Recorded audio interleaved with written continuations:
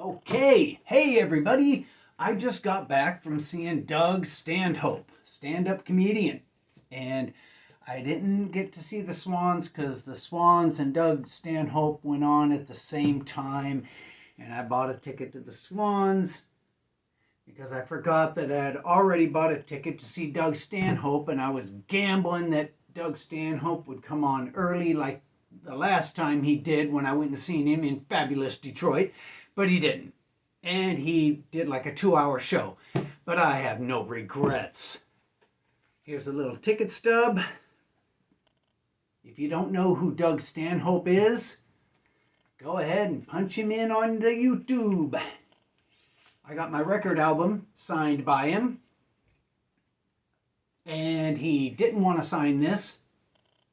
Or he was upset by this record because Comedy Dynamics put a freeze on his output when he was under contract with him.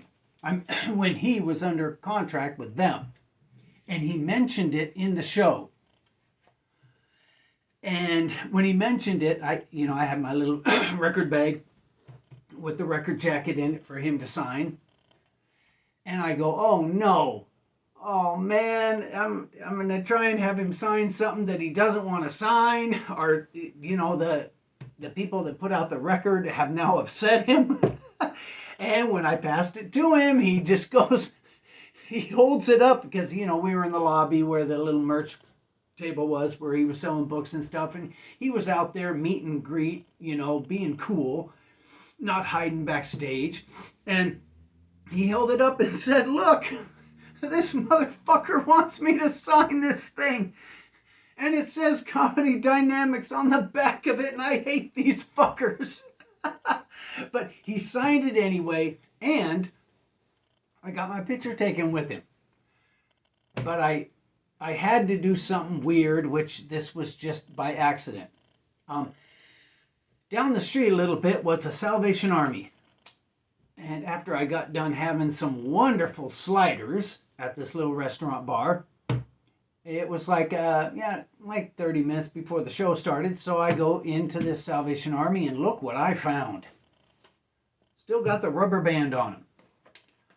All these Laurel and Hardy VHS tapes. 2 of them unopened. And they even come with this Cabin Fever Entertainment thing that you excuse me, you mark what you want, you mail it in with the check, and they'll send it to you. And it's got Our Wife, Bo Hunks, Chickens Come Home, Men of War.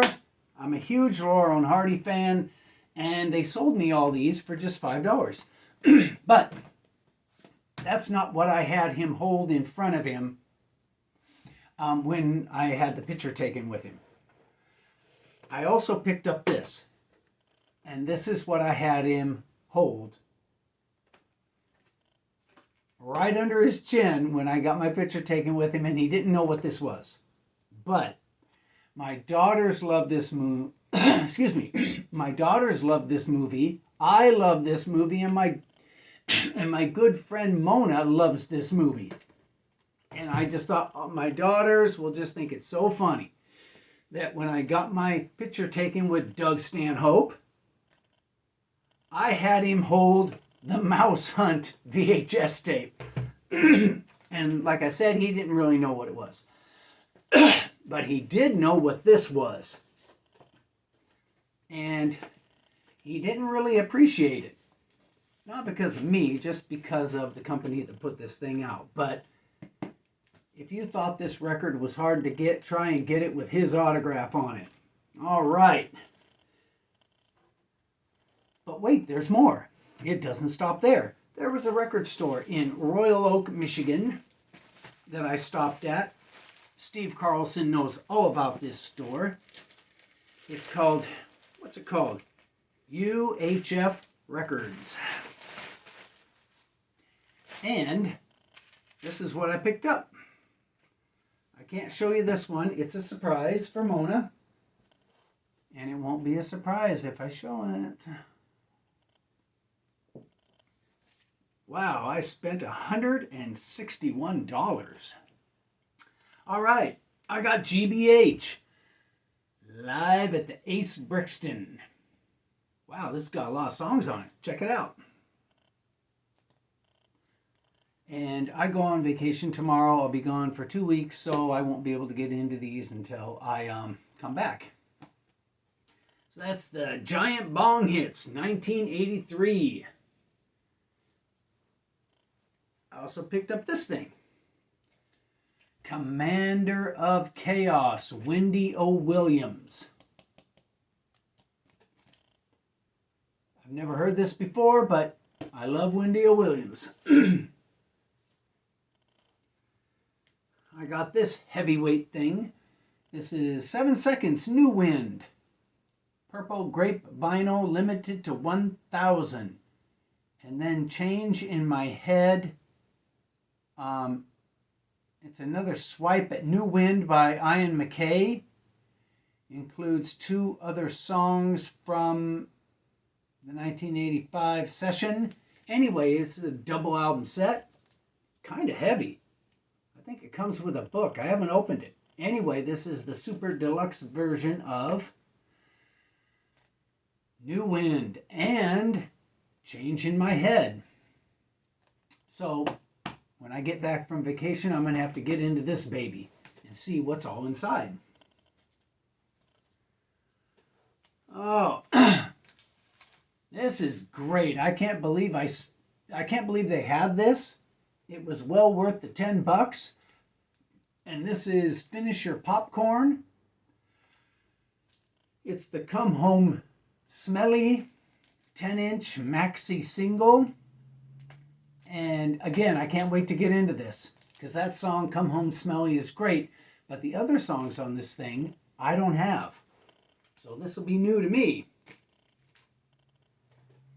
And last but not least, excuse me, this is the version of this album from the Philippines. So when this album came out and you were living it up in the Philippines and you were digging this band, this is what you would pick up from the record store and take home.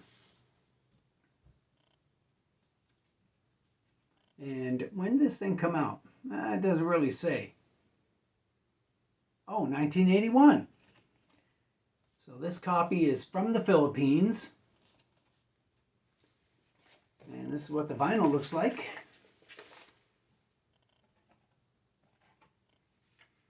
And how much was this? How much did they want for this thing? They wanted $12. And I've never heard this album, even though I have seen Adam and the Ants once, but it was on the Friend or Foe tour in Portland, Oregon. So what this thing sounds like, I don't know. But the fact that it's from the Philippines and it was so cheap made me want to buy it. And I did. Anyway, oh, Doug Stanhope was so good. If you're not familiar with him, I'm very, very sorry. He did almost 2 hours, and he was so good that I can't remember any of the little dialogues or jokes or commentaries, because when something's really, really good, and it's good for a long, long time, you can't remember it. You know, as far as repeating it. Anyway, oh, Doug Stanhope was good. And I got to make him upset. I got to have him hold something that he didn't know what it was. It was a good night. And let's get on that airplane in the morning and go see my daughters.